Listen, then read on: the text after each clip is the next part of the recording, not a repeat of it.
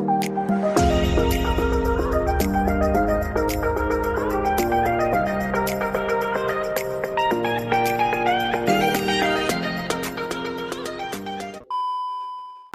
araw sa inyong lahat mga kawilder. Welcome po kayo muli sa aking YouTube channel. Nandito na naman tayo sa ating video tutorial. Mga kawilder, ngayon po ang ipakikita ko po sa inyo o ituturo ay kung paanong lagyan ng mulye ang sidecar na back to back. Ito ay para lamang sa mga baguhan na gusto gumawa ng ganito, paglalagay ng mulye. Sana makatulong sa inyo ang video ito. So mga kawilder, panoorin nyo ito mga kawilder na ating back to back. Pakikita ko sa inyo kung paano lagyan ng mulye or kabitan gawa ng ang ating Laguna type. So dito sa susukat tayo ng 9 inches. So yan, 9 inches dito. Ito ang 9 inches ang Laguna type natin kasi mga kawilder, mayroon siyang paganyan. Yan. So dito magmumula yung kabit ng ating mulye. Dito. Ngayon naman ang pagkakaiba naman ng back to back ay diretso ito. So kaya ang sulid na ating gagawin mga kabidder, mahaba yung pinakakabitan ng ating mulye ng back to back. Ayan.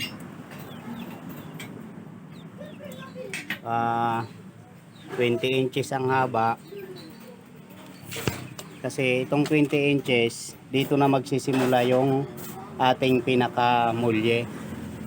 So dito na yan mga kabilder. So halimbawa ito ang dito sa ating Laguna type, dito na yan magsisimula. Yan, ganyan na ating mulye pupunta roon, ganyan.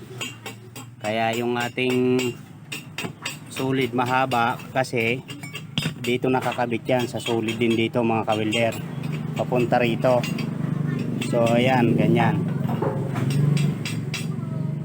Pag sa Laguna type naman, dito po ang sulid. Yan, dyan lang ang sulid tapat papunta roon. At saka kung sa back to back natin, ayan, 20 inches nga ang haba ng ating sulid. Ang Laguna type natin 9 inches lang ang sulid natin nakabitan. At saka ang mulye naman halos pare-parehas lang ang haba niyan mga kawilder. Ayan, 23 inches ang mulye natin. Ayan, 23 inches, parehas lang naman yan. At saka Laguna type or back to back, pare-parehas lang po ang haba ng mulye niyan. So dito lang tayo mag-a-adjust sa pinakakabitan mga kawilder. Kaya ipakikita ko sa inyo kung paano magkabit ng mulye sa back to back. Ayun mga kawilder, ito halimbawa 8 inches or 9 inches yung ating, yan, 9 inches. Yan. Yan. Tapos yan ang pinakatira niyan. Kasi yan ang ikukunik doon sa sulid sa ilalim. Bubutas tayo ngayon. Ayan, bubutasan natin yung ating mulye. Ayan. Bubutasan natin ang mulye natin dito. So ayan din ang flat bar. Ayan. Dalawa po yan ang mulye natin. May kapatong yan. Tsaka dyan. Ayan. Saka yan, yun yung guhit na yan, dito rin ang tapat ng butas. Pati yung sulid natin may butas yan mga kawilder, tagusan yan papunta ron sa mulye. Yan, ganyan. Tapos ito naman ang ating pinaka flat bar. Yan, may butas yan dito mga kawilder, kabilaan. Yan, apat yan nakaklam. Ayan, yung hindi babangga dito sa kanto ang butas, kaya medyo dito sa dulo siya. Ayan, apat yan. Ayan, pare-parehas yan. Dito sa bandang dulo ang butas. So yan, bubutasan na natin mga kawilder yan. Magbubutas na tayo mga kawilder. Magbubutas na. Ngayon try natin to na muli butasan, kung mabubutasan, kung kaya butasan ng ating barina. Ayan, ang gamit natin na talim ay 12. Kung tawagin 516. Ayan.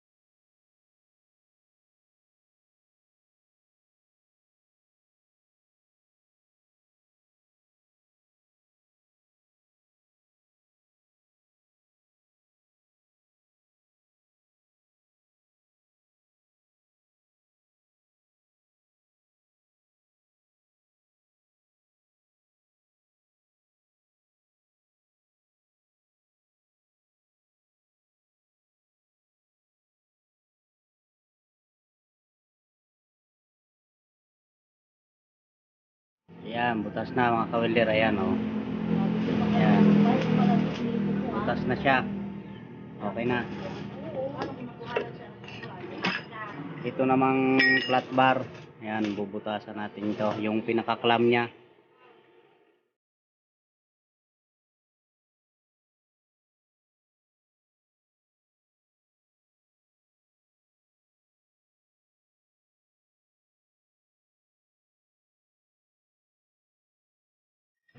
Ito na.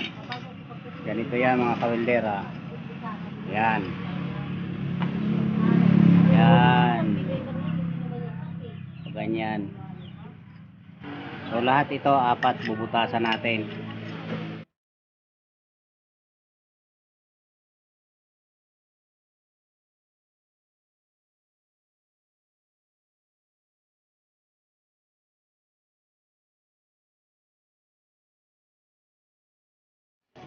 Ayan. Bubutasan natin lahat yan. So ayan na mga kawilder, butas na lahat. Ayan. Kabilaan yan. Ayan. Ayan. Kakabit na natin sa mulye. Ayan, lagyan muna natin ng pinakahanat. Para isusuklot na lang natin ang mulye natin dito sa flat bar.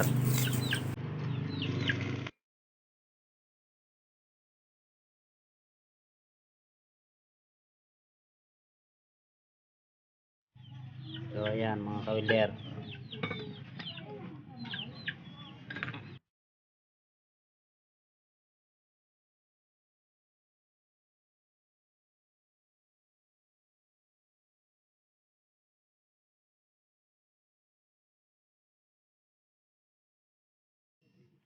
So ito na muli mga kawilder, kung mapapansin nyo, single lang to, pero pwede ito lagyan na ng pinaka patong, pinaka doble dito.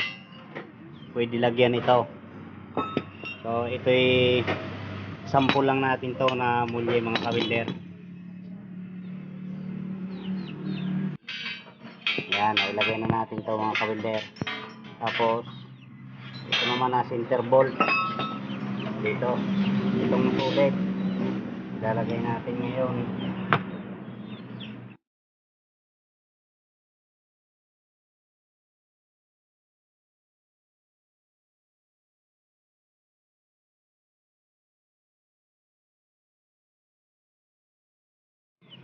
So yan mga kawilder, kung mapapansin nyo, napakahaba nito na sulit na ayan, dito yan. Yan. I-welding na natin to dito mga ka-welder, dito sa, tapos nakakunik dito para matibay. Bago pala natin to mga ka-welder i-dikit dito, i-welding. So dito magwi-welding muna tayo, ipupulwid natin tong flat bar na to. Ito, kabilaan dito. Ipupulwid natin para ito ang magdadala na flat bar dito sa mulye. Sa bigat ng sidecar, ito ang magdadala ng mulye, pati itong mga flat bar, kaya kailangan matibay. Yan. Yan mga ka-welder, na i-welding na natin yan. Ayan. Pinulwid natin kabilaan. Init-init pa yan, parang pandesal. So ikakabit na natin dito.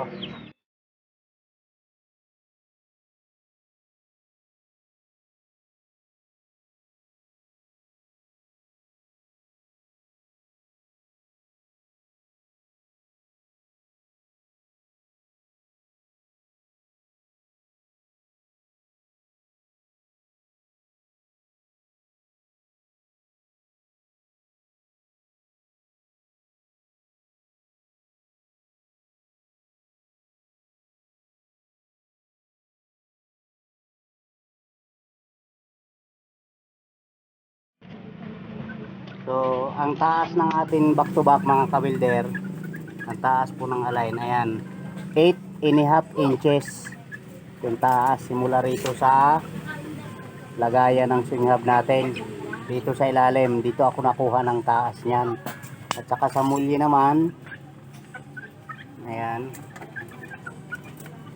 ayan, 4.5 inches simula sa lupa at saka dito sa dulo ng ating mulye. So hindi na yan sasayad sa hams mga ka-welder, hindi na yan sasayad, okay na yan, mataas na siya. So syempre kasunod yan, ipupulwid na natin, tibayan na yan.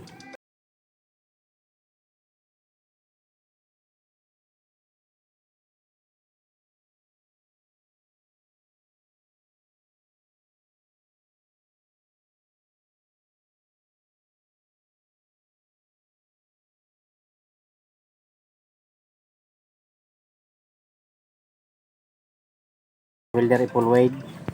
So ganyan pa rin ang nangyari yan.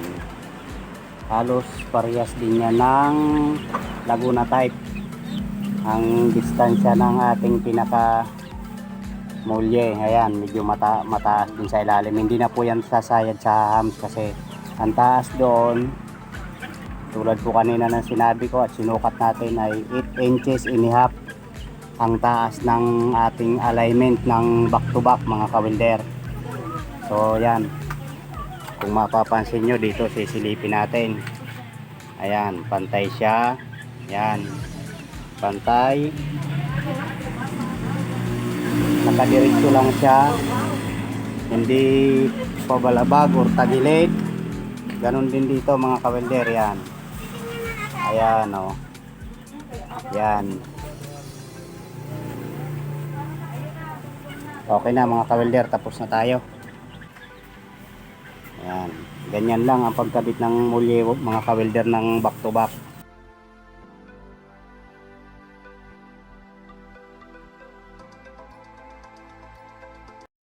Kung nagustuhan nyo po ang aking video, huwag pong makalimot mag-subscribe, click na rin ang bell button para update kayo palagi sa aking mga bago pang video na i-upload. Thank you and God bless.